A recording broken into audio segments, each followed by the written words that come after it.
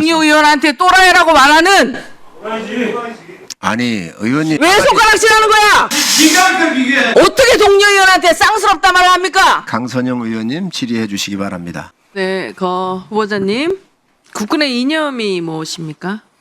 예, 아까도 잠시 말씀드렸지만 우리 국군의 사명과 이념과 이런 것들 다 종합해 보면 헌법과 법률상에 크게 여러 가지가 있지만 세 가지로 요약이 된다고 생각합니다. 첫 번째는 국가를 방위하고, 두 번째는 자유민주주의를 수호하고, 세 번째는 우리 국민의 안전과 생명, 재산을 지키는 것입니다. 네. 이것은 제가 재임 기간 중에 목숨 걸고 지키겠습니다. 근데 후보자님, 북한이라는 체제의 정식 명칭이 조선민주주의 인민공화국이다 라는 거는 이미 알고 계실 텐데 여기에도 보면 민주주의가 있습니다. 그렇다면 북한이 말하는 민주주의와 우리가 말하는 민주주의의 차이가 뭐가 있을까요? 북한이 말하는 민주주의는 인민민주주의고 독재를 가리기 위한 인민민주주의고 우리는 자유민주주의입니다. 이것은 완전히 상반되는 개념이라고 생각합니다. 자유민주주의에서 자유라는 단어를 떼려고 하는 세력들은 우리의 주적인 북한이 주장하는 인민민주주의와 유사한 그러한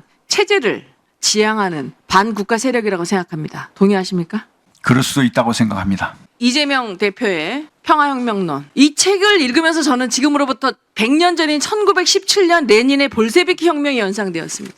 당시 레닌이 주장한 군주제혁명, 토지혁명, 빵혁명, 평화혁명은 이재명 대표의 정치혁명, 경제혁명, 복지혁명, 평화혁명과 유사한 궤를 하고 있습니다. 레닌은 사회주의 혁명 지도자였지만 사회주의는 공산주의 혁명의 1단계라고 규정했습니다. 그러면 사회주의 사상이 진정 우리가 추구해야 할 사상인가 하는 질문에 대한 답은 역사가 증명하는데 볼세비키 혁명으로 창궐했던 사회주의는 이미 1991년 소련의 붕괴와 함께 역사 속으로 사라지고 현존하는 사회주의 일당 체제는 독재 국가는 중국, 쿠바, 라오스, 베트남, 북한 등 5개 국가입니다. 그리고 현재 사회주의를 표방하는 일부 남미 국가들은 후진국 수준에 머물러 있는데 현존하고 있는 사회주의 국가 중에 우리가 미래지향적 롤모델로 삼을 국가가 있습니까?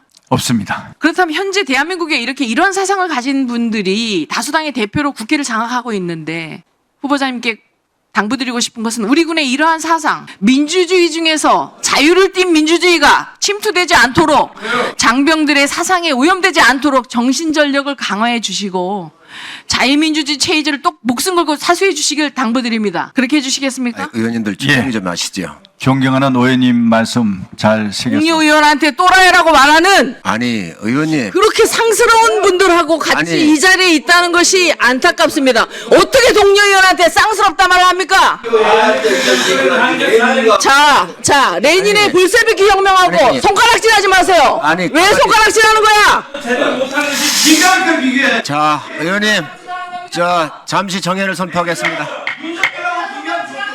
추미애 의원님 질의해 주시기 바랍니다. 글쎄 군인다운 군인이라고 안 보여져서 걱정입니다. 그 후보자는 계엄에 대한 우려를 얘기하니까 야당이 선동한다라고 자꾸 얘기하시는데 야당이 선동할 이유가 없어요. 이미 자식을 군대 보냈는데 부당한 명령을 내려가지고 물에 빠져 죽게 하고 아무도 책임 안 지고 그걸 수사하겠다는 사람을 항명죄로 집어넣고 괴롭히고 있어요. 법치를 교란시키고 있습니다. 독도를 지우게 하면서 항일 투쟁했던 분들을 모욕을 주고 불온 세력, 테러리스트라고 하면서 역사적으로 매도하고 있습니다. 외교를 파탄내고 있어요. 국민은 경제적으로 힘들어합니다. 그래서 더 이상 못 살겠다 하는 여론이 들끓고 있는데 야당이 선동해요? 이런 사람들을 다 반국가 세력이라고 하고 여차직하면은 계엄도 선포할 수 있다. 후보자 얘기를 가만히 들어보니까 그 후보자는 선서를 했습니다. 이 자리에서 그죠? 사실 그대로 양심에 따라 진술하겠노라고. 가만히 들어보니까 하는 건 다 거짓말입니다. 제가 확인해 봤습니다. 17사단 당시에 이상훈 연대장이 하도 그 국정감사를 앞두고 젊은 그 작전과장, 인사과장, 작전장교, 소령 대위들을 불러서 회유하고 압박하고 괴롭히니까 내가 짊어지고 가겠다라고 하면서 주사반을 가지고 오라 해서 아까 보여주신 믿으신 혈서를 써서 이 후보자한테 가져갔더니 후보자가 고맙다라고 포옹까지 해준 거죠. 그런데 오히려 후보자가 상급부대인 수도군 단장, 저는 이름도 압니다. 거기 가서 후보자가 무릎을 꿇었어. 근데 이제 와서 뒤집어가지고 당시에 이 연대장이 본인 앞에 와서 혈세 쓰고 무릎 꿇었다 이렇게 거짓말하는 분이 무슨 전 분을 지휘할 책임이 있습니까? 답변 드리겠습니다. 참 법무부 장관까지 하시고 육선 하지 마시고 후보자가 묻는 거에 답변하세요. 지금 답변 중입니다. 청문위원이 어떻다라는 신상을 지금 꺼내서 답변을 발표하면 되겠습니까? 그게 답변 중입니다. 그 후보자 답변 방해하는 거는 아니지 않습니까, 위원장님? 답변하시기 바랍니다. 법무부 장관까지 하시고 육선 의원까지 하신 하시고는 빼시고 존경하는 의원님께서 답변하시기 바랍니다. 선물을 받는 대법원 판결로 진실이 명백히 밝혀진 사실을 가지고 이렇게 말씀하시는 것이 도대체 이해가 가지 않습니다. 1심 판결, 2심 판결 변함없이 실형을, 그것도 중형을 받았습니다. 이렇게 대법원 판사님까지 이건 모독하는 거라고 생각합니다. 여기에 20여 명의 정인에 참석하신 어려운 분들이 많습니다. 그분들 다 지금 모독하는 것입니다. 정말 여기에 의해서 대한민국 사법 체계를 모독하는 것이라고 생각합니다. 이렇게 해도 되는 것인지 저는 그게 의심스럽습니다. 네, 추미애 의원님 고생하셨습니다. 허영 의원님 질의해 주시기 바랍니다. 최혜병 사건 관련해서 사과와 사죄의 송구한 마음을 전할 생각이 없으십니까? 매우 안타깝고 가슴 아프게 생각합니다. 그러면 최혜병 사건이 정치 선동이라고 하는 생각을 거두시겠습니까? 그것은 거둘 수가 없습니다. 최혜병 사건을 왜곡한 그것이 잘못된 것이지 후보자가 왜곡이라고 선동이라고 마치 사법부의 판사인망 여기서 판결을 내립니까?